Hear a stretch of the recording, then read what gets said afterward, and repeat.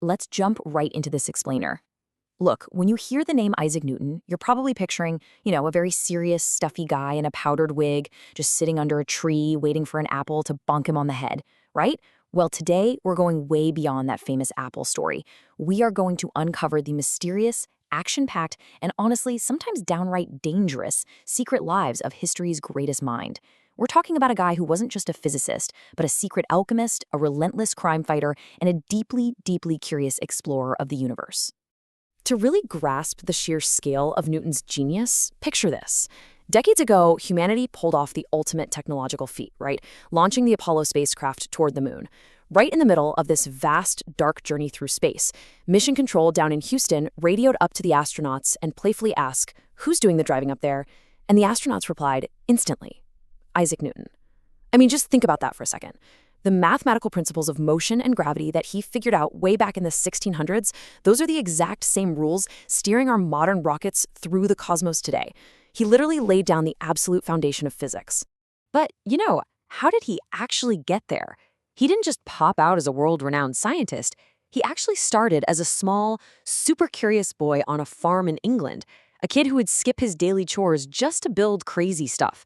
He made his own tiny tools and saws. He built water clocks that could tell time in the shade and sundials that worked in the light. But get this, his most incredible childhood invention was a fully functioning model windmill.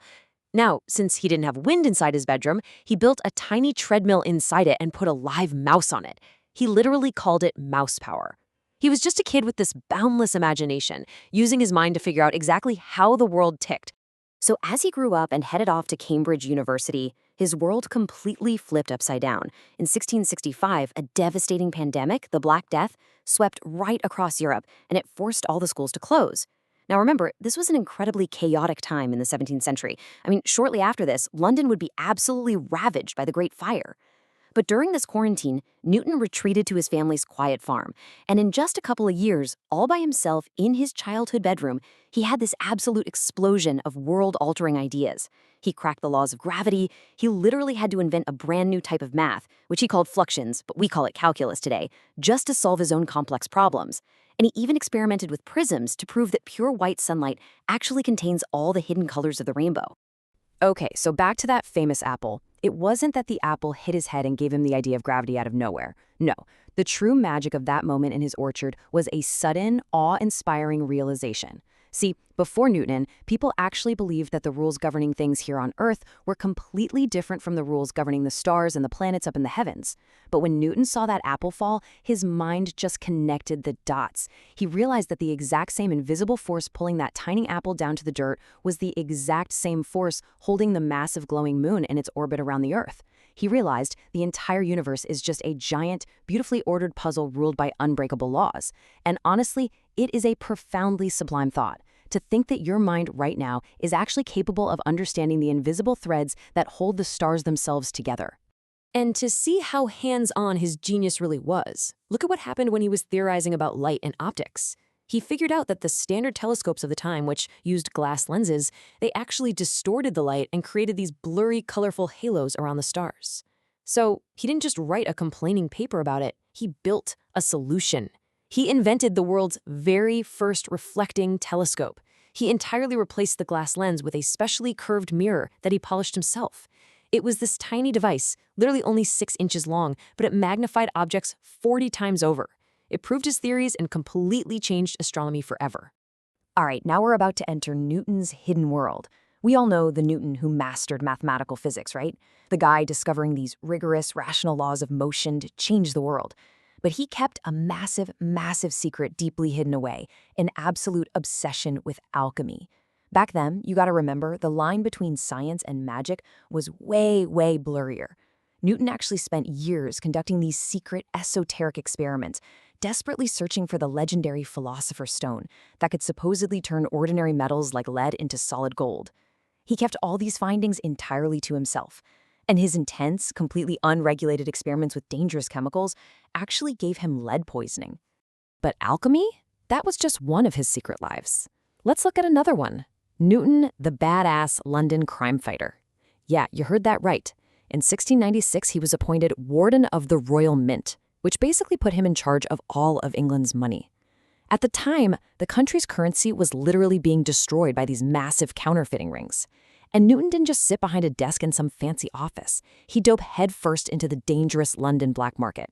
He personally interrogated criminals, he hunted down the masterminds, and he ruthlessly sent the worst counterfeiters straight to the gallows. He faced death threats constantly, but he systematically broke up the crime rings and basically saved the British economy. And during his time at the Mint, he solved a massive problem that you can actually still feel in your own pocket today. Back then, criminals would take legitimate gold and silver coins, secretly clip tiny bits of metal off the edges to keep for themselves, and then just spend the shrunken coin. To stop this, Newton recoined England's money and simply added those little ridges to the outer edges of the coins. It was a stroke of pure, practical genius. If a criminal clipped the edge, well, the ridges would be gone, and anyone could instantly tell the coin had been tampered with. It's an incredibly simple design feature that we are still using on our money centuries later. Now, to truly understand who this man was at his core, you have to consider this absolutely staggering fact. Across his entire life, Isaac Newton wrote roughly 10 million words. Now, we usually celebrate his 3 million words on science and math, but he actually spent vastly more time, we're talking 5 million words, writing about God, studying the Bible, and trying to decode biblical prophecy. He was completely fascinated with ancient history and trying to understand the actual timeline of the entire world, because to Newton there was absolutely no conflict between science and religion. None at all. In fact, to him, they were exactly the same pursuit. Newton once wrote this beautiful line: "This most beautiful system of the sun, planets, and comets could only proceed from the counsel and dominion of an intellectual being." He didn't think the universe just happened by chance. He saw the precise distance of the Earth from the sun, the totally elegant mathematics of gravity, and the predictable return of comets as absolute proof of an incredibly intelligent creator. For Newton, using his immense, brilliant brain to calculate physics and mathematics was his ultimate way of peering directly into the mind of God. And I want to leave you with this incredibly humbling thought. Despite everything, uncovering the laws of gravity, inventing calculus, building telescopes, fighting crime, and fundamentally changing the entire trajectory of human history, Newton never ever lost his sense of wonder. Late in his life, he said, "I seem to myself like a child playing on the seashore and picking up here and there a curious shell or a pretty pebble, while the boundless ocean of truth lies undiscovered before me." So to anyone watching this explainer, but especially the young viewers out there who might be 10 years old and wondering what they can do, the universe is vast. There is still so much magic and mystery left to figure out. That boundless ocean of truth, it's still out there, just waiting for a curious mind exactly like yours to dive in. So, what are you going to discover?